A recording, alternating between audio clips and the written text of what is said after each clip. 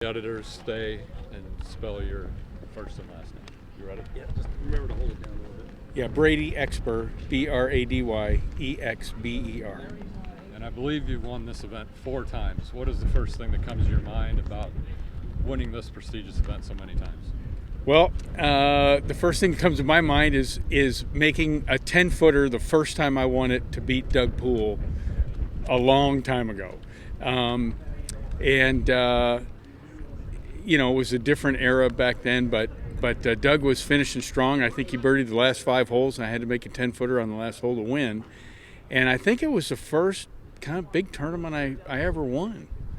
And you're known synonymous with being the amateur of amateurs in Southern Nevada. Winning this tournament is a big part of that. What has it meant to you over the years to be such a big part of amateur golf in Las Vegas? Yeah, that's a great question. And it's interesting because we all have our different opinions of, the ones that are of us that are lucky enough to win tournaments we all have our opinions of the tournaments that we win. So I've learned over the years that when I hear other people come up to me and say, oh my gosh, you won that tournament, or you won this tournament, that's what creates the real importance of what you've done.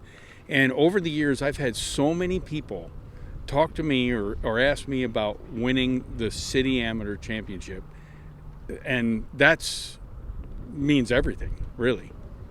That's perfect. Okay. So, thank you, sir. So only 25 years between your first and last victory? People can't keep things together more than a year. How do you keep it together for 25 Yeah, well, I didn't actually know it was 25 years between the first time I won and the last time, but and I hate to tell you, I'd like to make it a little longer than the 25 years, but I'm not sure I can do that anymore. But you know what? Golf's always meant a lot to me. It's a way for me to kind of have how I grew up and the circumstances of how I grew up.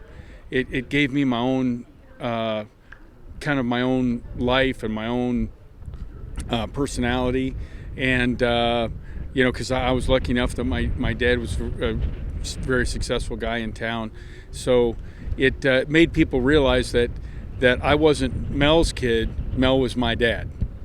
Nice. Thanks, John. We're going to talk to you a little bit about your victory, if that's okay. Okay. Right. So first, say and spell your name for the editors and the year you won. Bill Harvey, Harvey, and the year I won was the fall of 1968. And what's the first thing that comes to your mind about that week and winning this prestigious championship? I was playing at BYU with Johnny Miller, and I was playing terrible.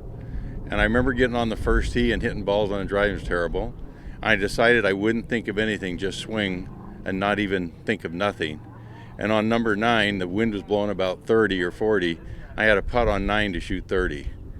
I ended up shooting 70 for the day, which had a 10-shot lead because it was blowing so hard.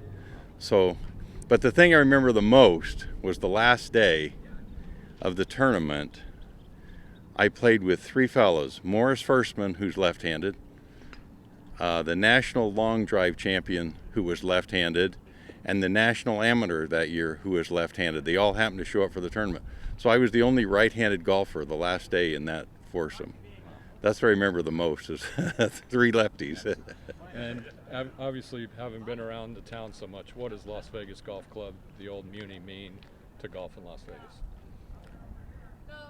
Well, whenever I think of Muni, I think of John DeFleur and Jerry Belt. And Jerry Belt, we'll start that over. We'll just start it over. And So let's start that over. Start from the top. When I think of Muni, I think of John DeFleur and Jerry Belt. So start like that. When I think of Muni, I think of John DeFleur and Jerry Belt. As Jerry Belt used to tell me, he used to walk from the old Las Vegas high school all the way up to here to get his clubs and go play. And I remember him being probably the greatest teacher I ever learned from.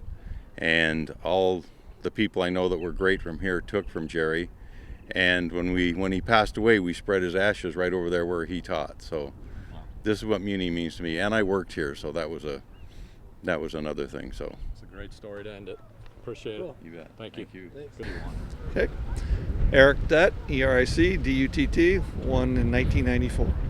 What's the first thing that comes to your mind about winning the historic Las Vegas City Amateur? I think the thing that's top of mind, at least for me, was the field I won against. I was fortunate enough to be going head-to-head with Greg Barlow and managed to run off 6 holes, 6 under par, and managed to beat him. And that's still a thrill for me that I managed to beat somebody who went on and had a great career on the tour. And what do you think the Las Vegas City Amateur means to the Las Vegas golf community? Well, it's the oldest, I think, major amateur event in town, and the fact that it's always been played here at Las Vegas Golf Club, or Muni as we call it, I think that's a cool fact. Much like the Masters is always at Augusta, the City Am's always been at Muni. And I believe you're the only brothers to have won it. Your brother Mark won it in 1977. What's the first thing that comes to your mind about that accomplishment of 2 brothers? Well, I think it's a great accomplishment. Obviously, we're the only brothers to won it, and Mark won it, I think, when he was about 17 years old. So I was a little older when I won it in '94, but he won it in '77 against a great field and as a very young player. So that's kind of a cool thing.